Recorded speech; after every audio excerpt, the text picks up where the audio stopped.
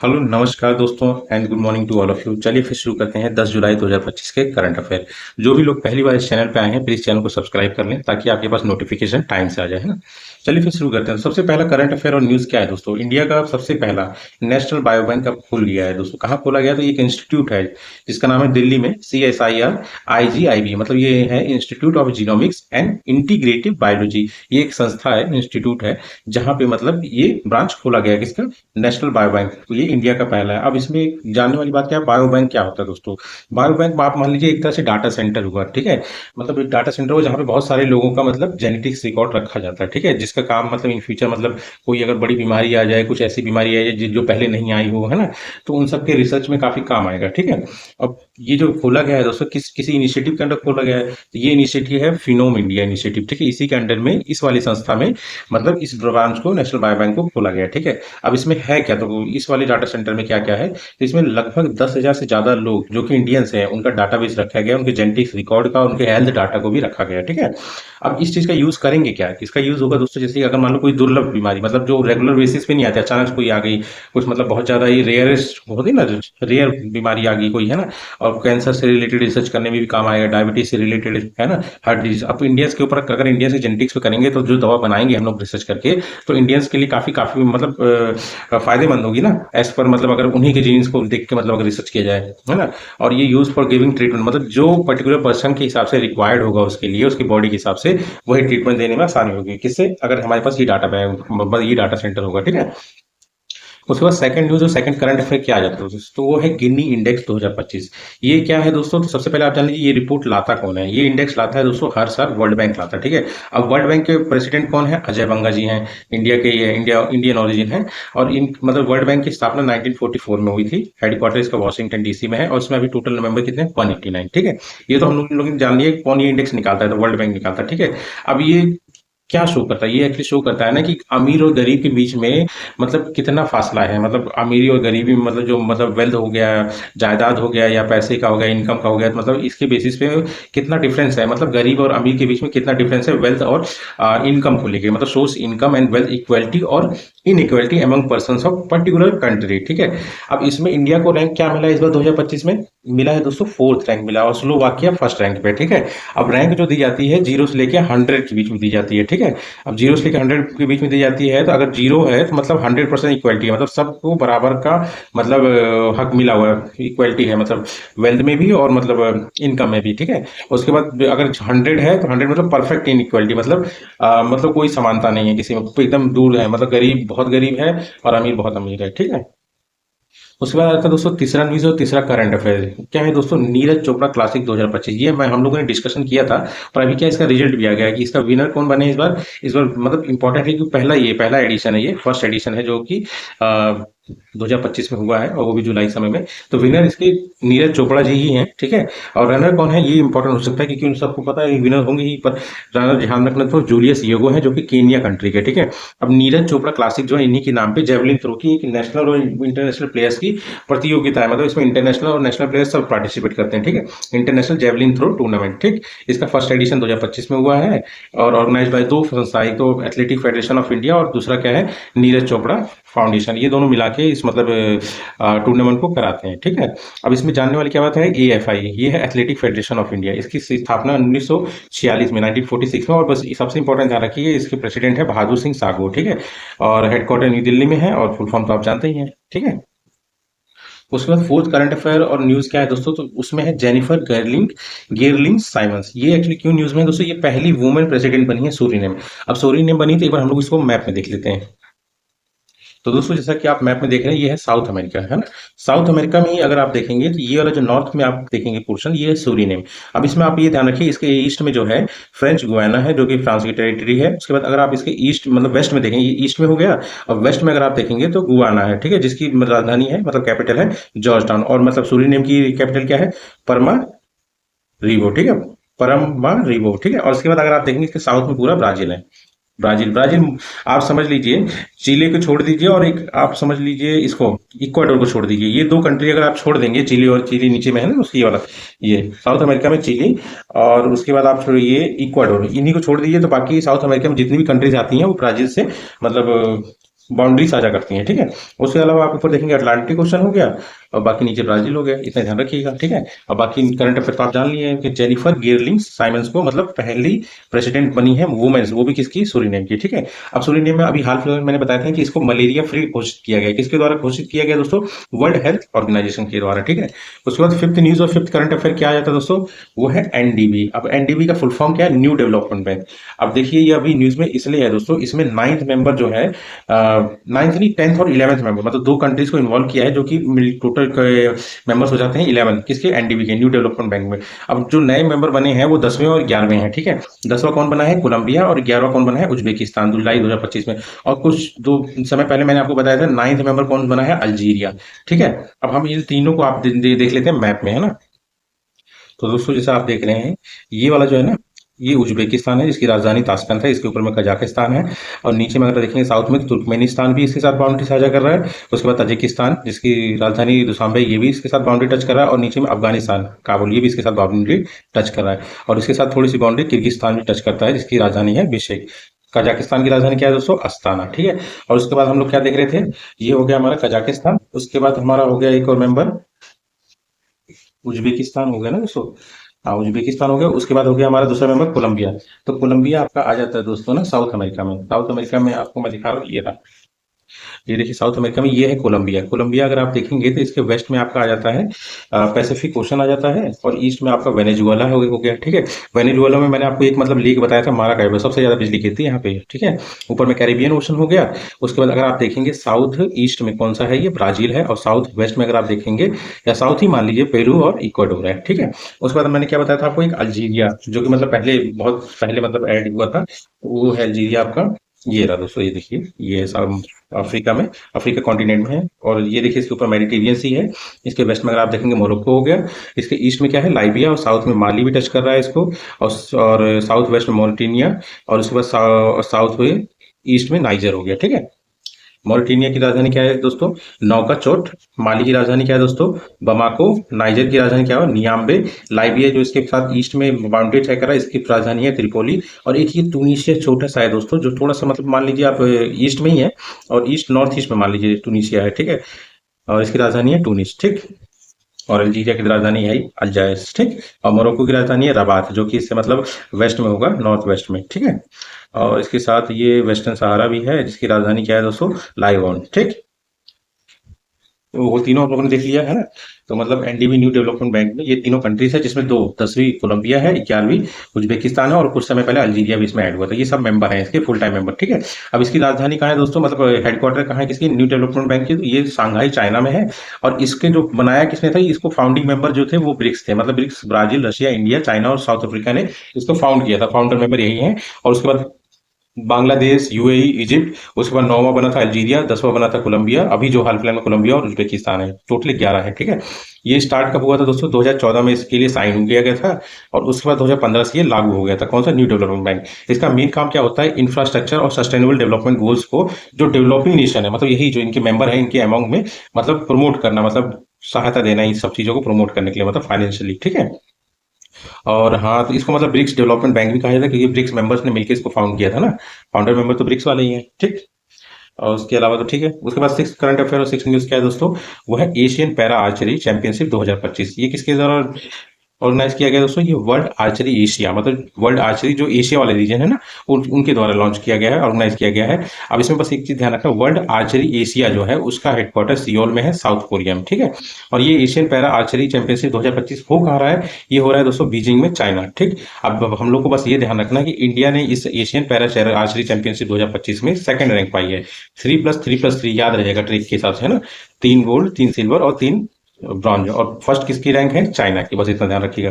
उसके बाद 7th news और 7th करंट अफेयर है आपका स्लाइस। स्लाइस वो मैंगो वाला नहीं है दोस्तों, स्लाइस ये एक फिनटेक कंपनी है, ठीक है।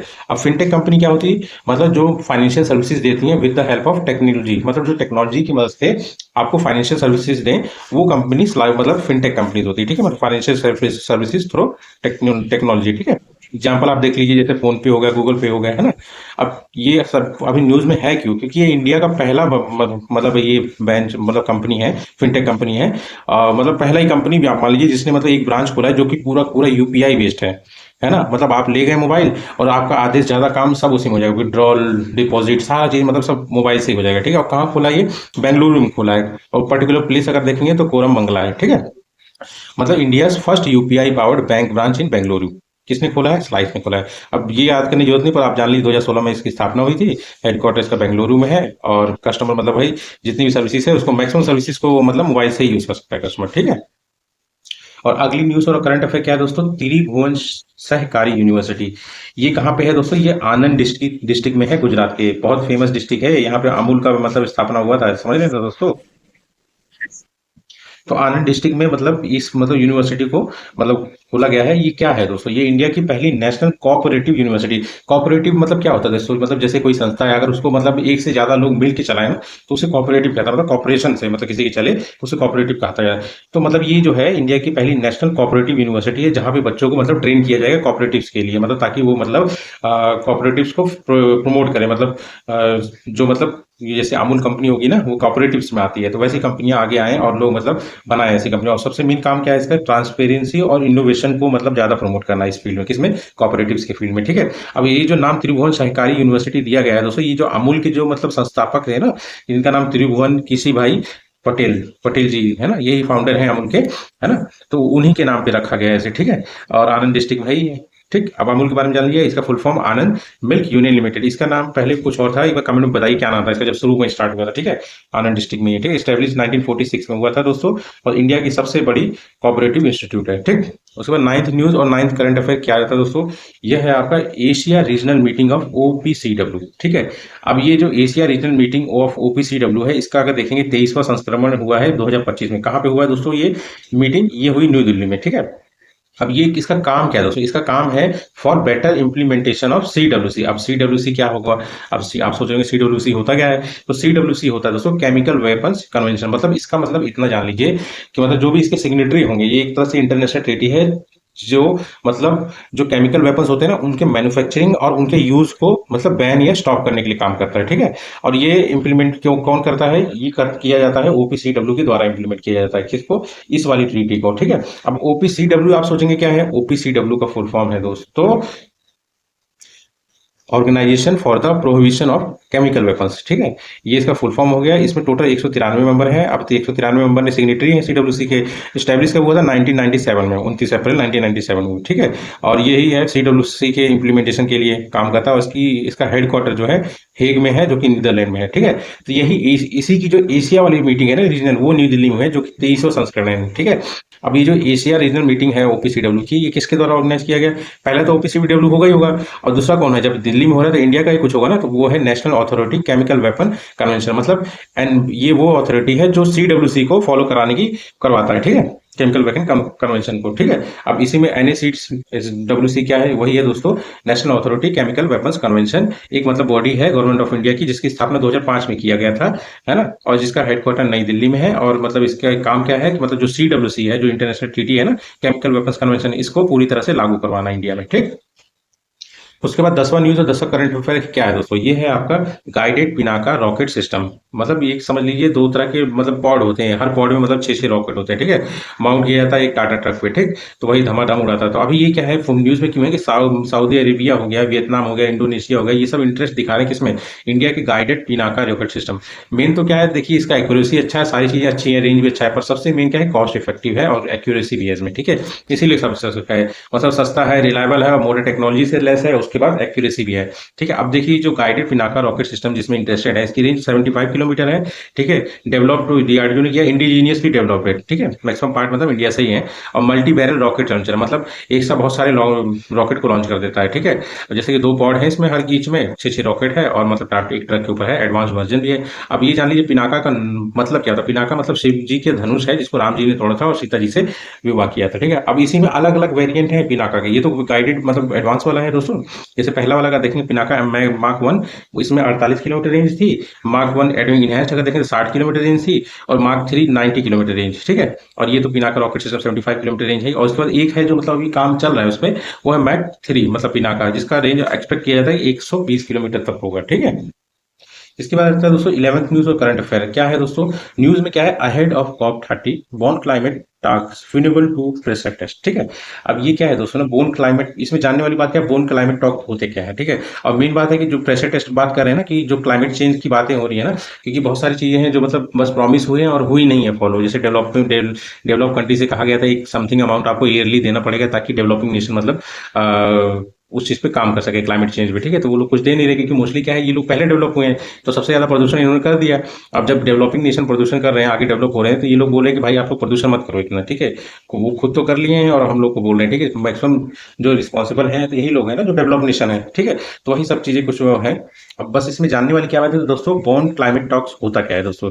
ये दोस्तों किया जाता है, जो नेगोशिएटर्स होते हैं, साइंटिस्ट होते हैं और गवर्नमेंट होती है, ये सब मिलकर करते हैं। इस पर मतलब बातचीत होती है, किसके द्वारा कराया जाता है, ये यूनाइटेड नेशन के द्वारा किया जाता है। मोस्टली यूनाइटेड नेशन जो फ्रेमवर्क फॉर कन्वेंशन ऑफ मतलब क्लाइमेट चेंज है ना, उसके द्वारा करवाया जाता है, ठीक है। यूनाइटेड नेशन मान लीजिए, जो भी इसमें कंट्रीज है वो सारे।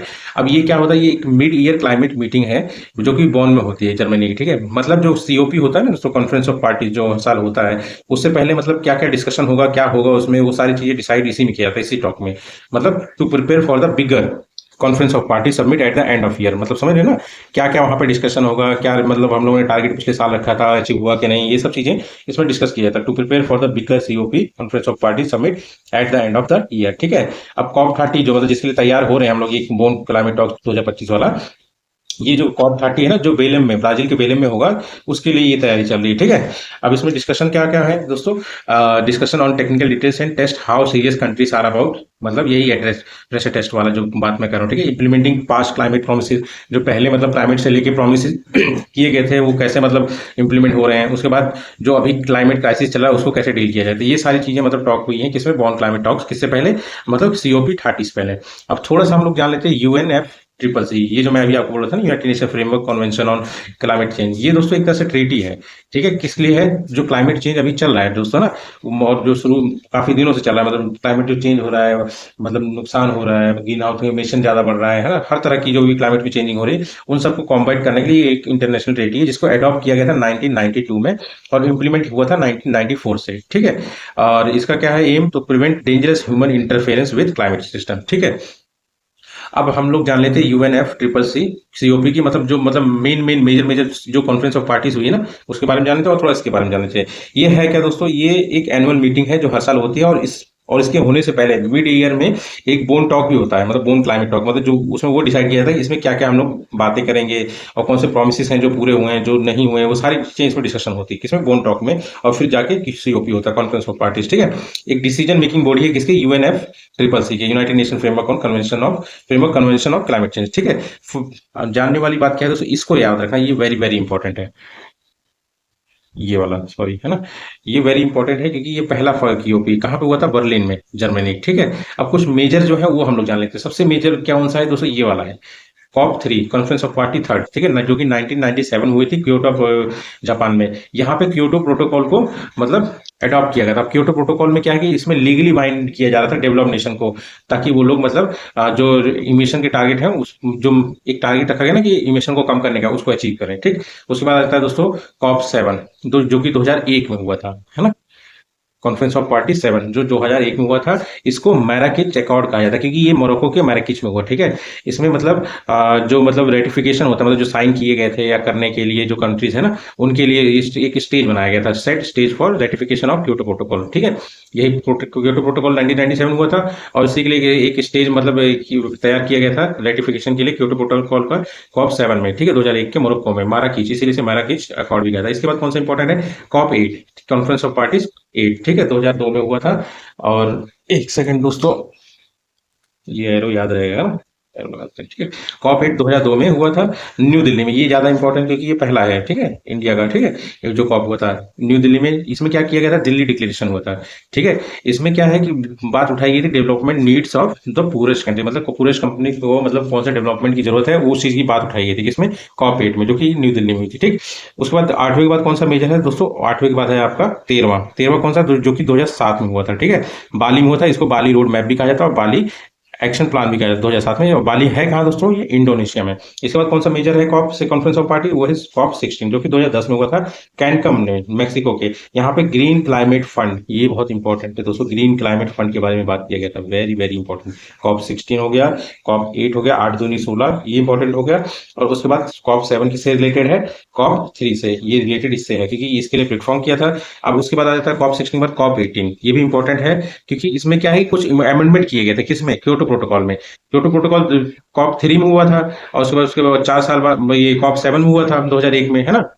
उसमें एक स्टेज किया था, और कॉप 18 में मतलब इसमें कुछ अमेंडमेंट किया गया था। मतलब जो जो ग्रीन हाउस गैसेस, मतलब अगर कंपेयर किया जाए 1990 में जो इंडस्ट्रियलाइजेशन चल रहा था ना, उसके लेवल से कंपेयर किया जाए तो उसके कंपेरिजन में 18% घटाने के लिए एक टारगेट रखा गया था।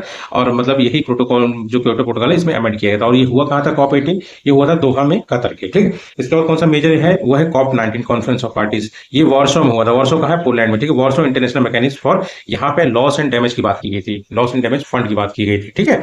मतलब कोई भी अगर कंट्री में अगर अचानक से कोई मतलब डिजास्टर आ जाए या कुछ ऐसे आपदा आ जाए तो उसके लिए कुछ एक फंड होना चाहिए जो कि ग्रांट हो, ना कि लोन हो। और मोस्टली डेवलप नेशन बोले हम देंगे, पर हम लोग उसे एक ऐसे लोन देंगे, है ना।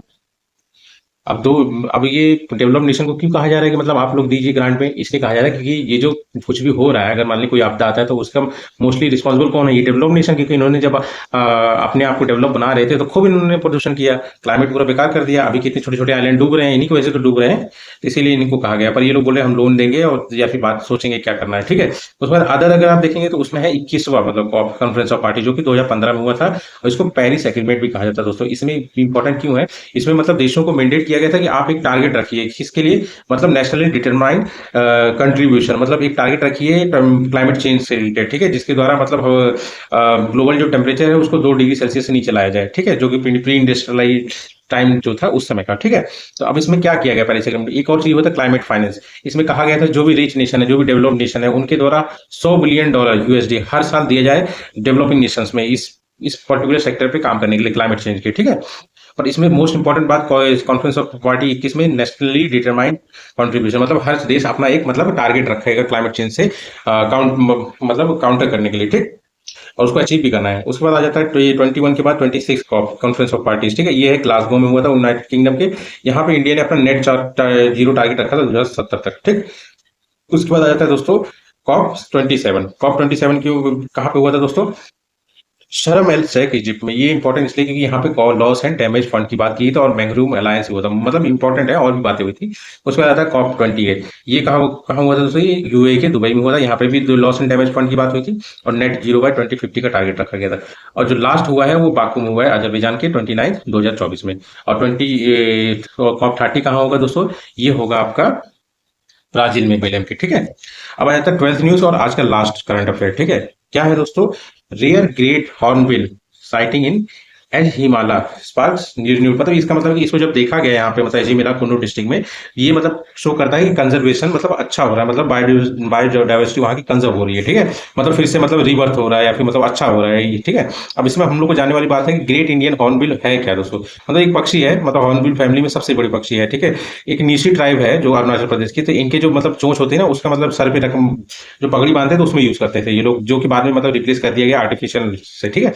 अब ये स्टेट बड़े कहाँ का, केरला का और अरुणाचल प्रदेश का, ठीक है। और इसका साइंटिफिक नेम है ब्यूकेरस बाइक्रोनिस, ठीक। और उसके बाद इसको मतलब कॉनकेव कास्कॉर्ड हॉर्नबिल भी कहा जाता है। अब इसमें जानने वाली बात क्या है जो याद रखना है दोस्तों, आईसीएन जो रेड लिस्ट है उसमें वल्नरेबल है, और वाइल्ड लाइफ प्रोटेक्शन एक्ट 1972 में शेड्यूल 1 में आता है, मतलब इसका व्यापार और शिकार दोनों नहीं कर सकते आप, ठीक है।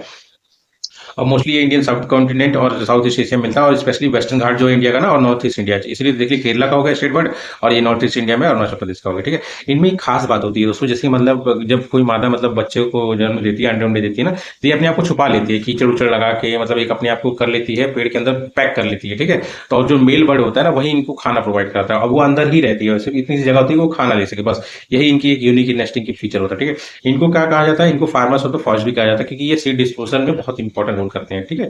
ठीक है दोस्तों, तो यही थे आज के करंट अफेयर। हाँ, करंट अफेयर अच्छा लगा तो प्लीज चैनल को सब्सक्राइब करें, लाइक करें, है ना। Thank you.